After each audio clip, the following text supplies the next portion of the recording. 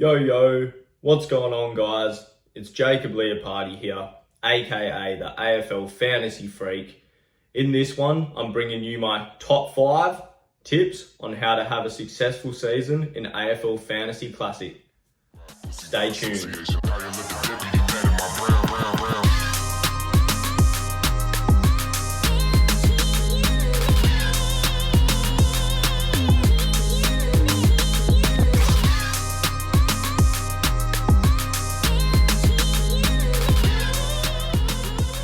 So there's not really any particular order of importance here, as when it comes to AFL fantasy, you kind of need a lot of things to go your way over the course of the season to be successful.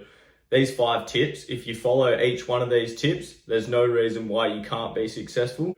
The first tip is you have to look for value, okay? Value at the start of the season is probably the most important thing, as the goal in fantasy is to have a complete team of premium players come the end of the year. In order to get there, you need players generating cash for you so you can upgrade and achieve that team by the end of the season. With your starting squad, you should be looking at players that you think can improve on what they did last year, whether that be your premium players, your mid-price players, or your rookie price players. All these 3 types, you should be looking to pick guys who you think can better. An example of that would be Josh Kelly from GWS.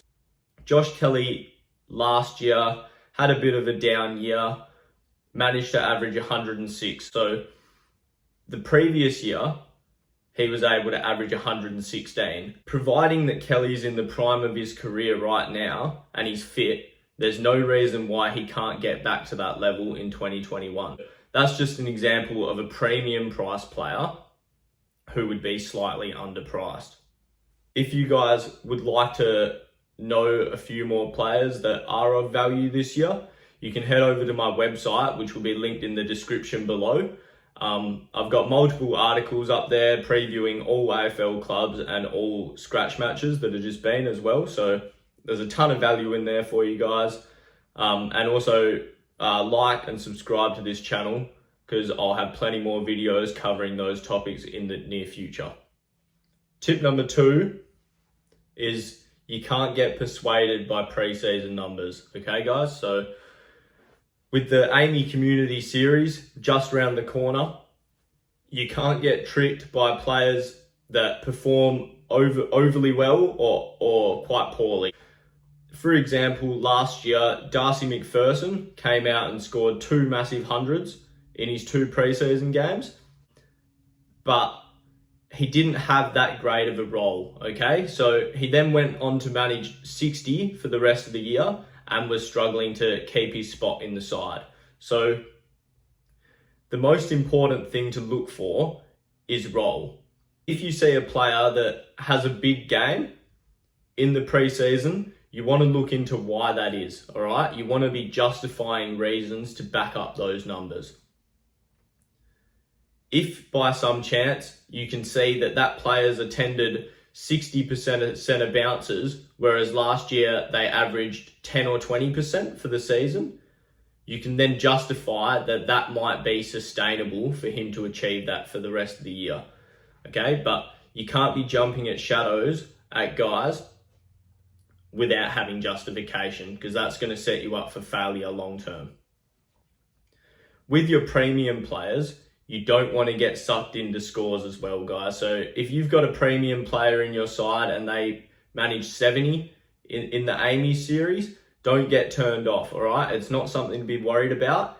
You just have to realize that these premium type players aren't going to give it their all in a preseason game, okay? So you can't get too worried about that sort of thing. And if you like a guy and they're slightly underpriced, go with it from the start and don't get turned off.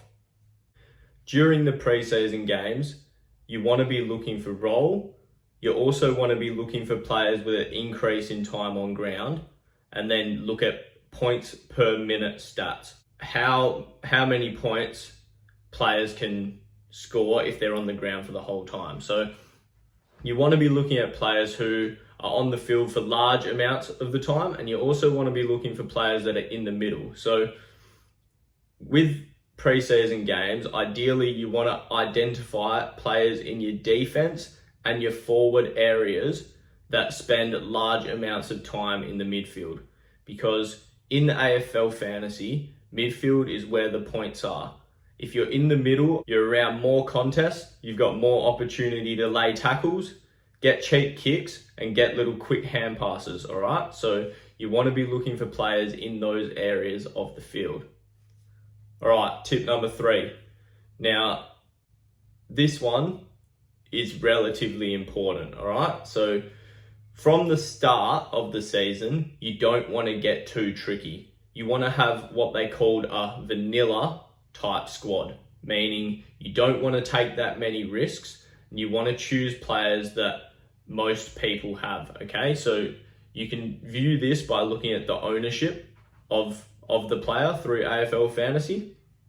But essentially this is important because if things go wrong at the start of the year, for example, everyone starts with Matt Rowell, right? He's 45% ownership. He comes out, he does a hamstring in the first game, right? You're not going to be at a disadvantage because you know that all the good coaches have him, right?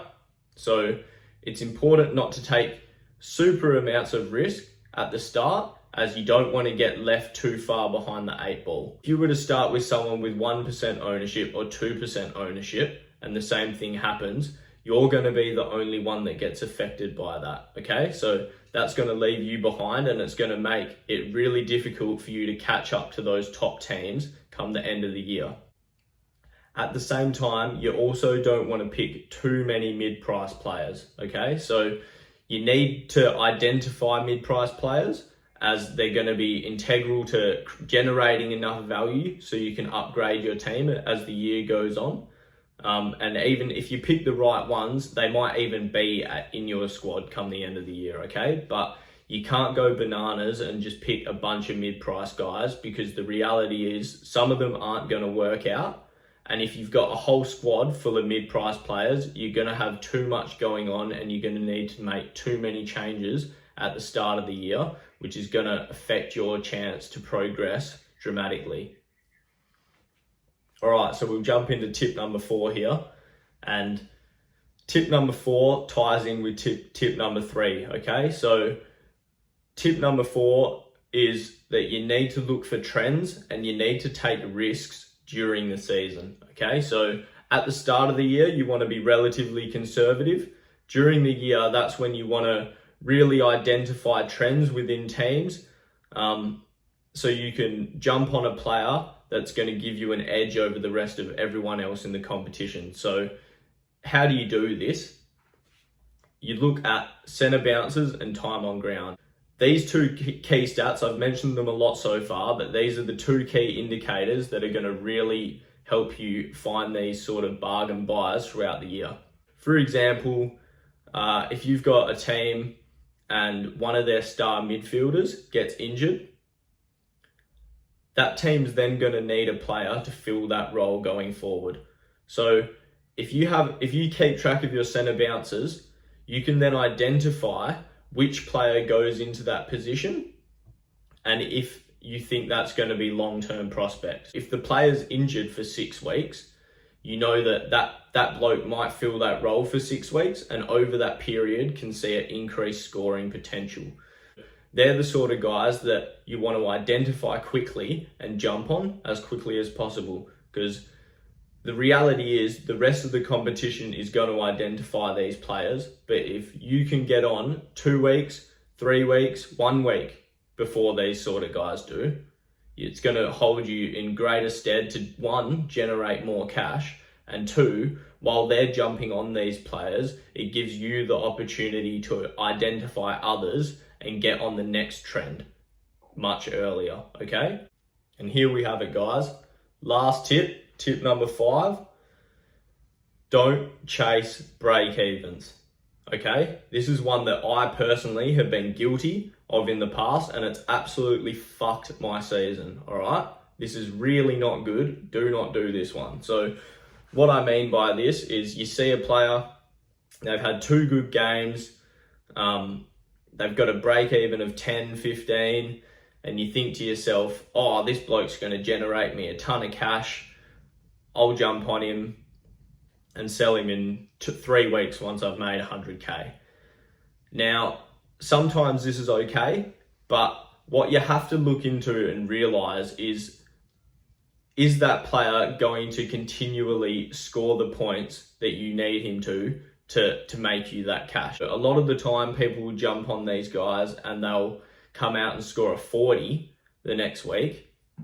All of a sudden, their break even shoots right up, their potential to make any money goes out the window, and then you're stuck with a guy who spuds around in your team for a few weeks and really stunts the progression of your team. So in some cases, you have to do this with the rookies. There might not be other downgrade options, and you just have to take the punt in order to get another upgrade going in your side. But avoid jumping on mid-price players with low break-evens unless there's a role that justifies that they can keep scoring at that high rate. All right, so there you have it, guys. That's my top 5 tips to have a successful year in AFL Fantasy. If you've enjoyed this video, don't forget to leave a like. And if you have any questions and you want to ask me to better your fantasy side, or maybe pick between 2 players that you're tossing up, chuck those in the comments below and I'll make sure to get to you. Other than that, subscribe, head over to my website if you'd want to get more information about teams, players, preseason news, all that sort of stuff. And until then, I'll see you in the next video. Keep climbing up the ranks.